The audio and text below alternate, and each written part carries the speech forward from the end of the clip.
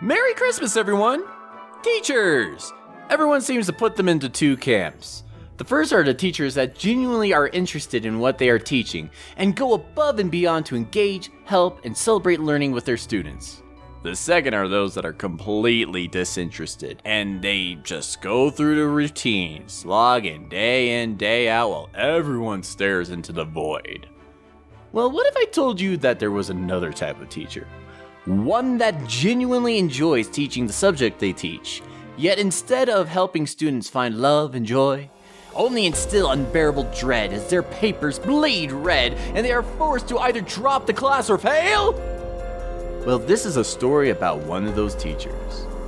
When I was in community college, I had a prerequisite class for my degree. I needed a history credit, so I signed up for one. It was a Western History 1500s to present class, and it fit my schedule at the time, so it was a perfect choice, or so I thought. The first day of class, my teacher comes in with a big, bright smile on his face. He was a short man with gray hair and a goatee, and very jovial. Let's name him Mr. Guillotine. Welcome, welcome! Another semester fills me with joie de vivre. He had an air of a Disney princess, like he woke up singing with birds and twirling through the town to class. It seemed like it'd be a good class. He was fun, engaging, and all the students seemed to be at least somewhat entertained by his antics. I genuinely thought this was gonna be a fun class. I couldn't have been more wrong. The workload seemed alright at first.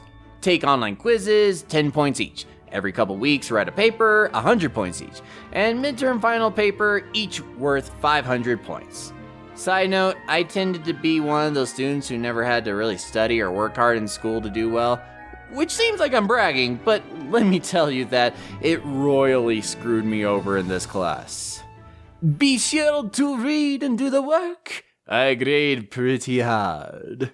10-point quiz. I'd rather sleep than worry about that. Huh. I thought I did alright on that essay. I'm sure you will do better next time. What the hell? Perhaps you need to apply yourself a bit, no?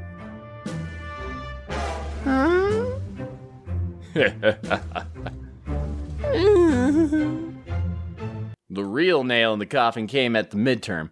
I had already lost a lot of confidence in myself in that class, writing at a low D. Guillotine opens the door. What a wonderful day for a midterm. The excitement we should be feeling gives me joie de vivre. I think me and several other students wanted to strangle him at that point. The midterm was an essay that had to be at least 7 pages long, off the top of our heads, with accurate dates, persons of interest, and events, with no notes. Like, what the heck difference is it if Napoleon fought Hitler in 1592 or 1952? I get the paper back, and my heart sank. A bleeding red D. More red notes and corrections spilling across the pages. I was shaken at this moment. I had never did so bad in a midterm or a final in my life. And I just looked up at Guillotine with his smile, his rosy cheeks, and his laugh. So this is the face of Satan. I did the math on the amount of points I had versus the points left in the course. In order to bring my grade up to a C, I needed to ace every quiz, every essay, and have perfect participation, and ace the final. Was this the point that I rose to the challenge? Did I harness all of my power in my body to overcome the odds? Well, no. I dropped the class when I realized I just didn't have what it takes. But that's not the end of this story. Not by a long shot. Next semester rolls around, and I see Mr. Guillotine's class on the list. I click on it and add it to my schedule. But why? Why not take a different class with a different teacher? Because I am not one to accept defeat so easily. He may have defeated me once, But he didn't know the fury and determination that I held deep within my heart. I will rise to the challenge, and I will be victorious! Also, it was the only class that fit in my schedule. First day of the new semester, and I'm hanging around the new students. I make a head count. 23 of them. Remember this. I wonder what this teacher is going to be like.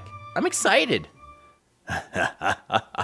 Mr. Guillotine may seem like a man on the surface, but what lies beneath ain't be no man.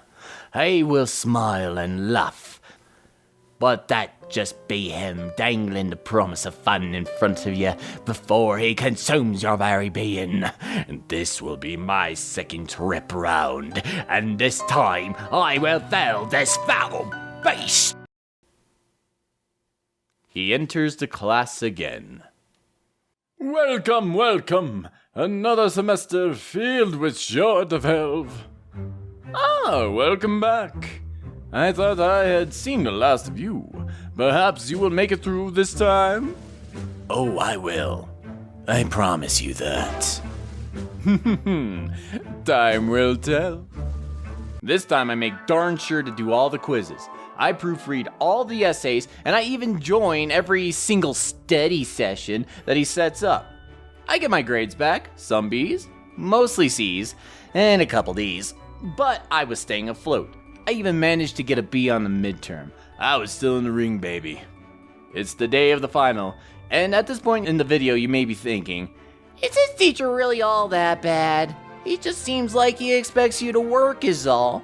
Maybe you were just not applying yourself earlier. Well, remember when I said that class started with 23 students? Well, by the time of the final, only 3 students remain. 3! Everyone else dropped. He hands out the essay books, and we begin writing. I couldn't tell you what the subject was. I think it was a choice, and I chose, why would some historians consider the 7 Years' War to be the First World War? Or something.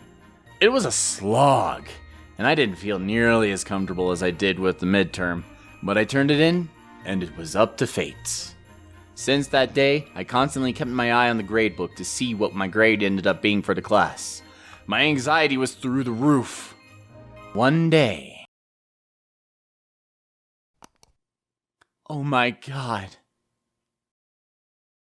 I passed! It was a low C, but for all the pain, the struggle, and the fact that I had to drop the class the first time, seeing a C on the final grade was the greatest victory in the world. I think through the semesters, I learned what it means to truly work and to try my hardest to excel. And most importantly, RateMyProfessors.com is a very valuable tool. Thank you for making it to the end of the video. I hope you had fun. Don't forget to subscribe and click the bell icon below. And I know that this wasn't exactly a scary video, but I hope the thought that you could fail and, have to take a class again fills you with fear and dread. And if you want to look at my Inktober stuff, I have a Twitter handle, ScreamingGuy1, and I've been doing Inktober every day, so go ahead and check me over there. Otherwise, thank you all so much, and I will see you in the next video, and take care.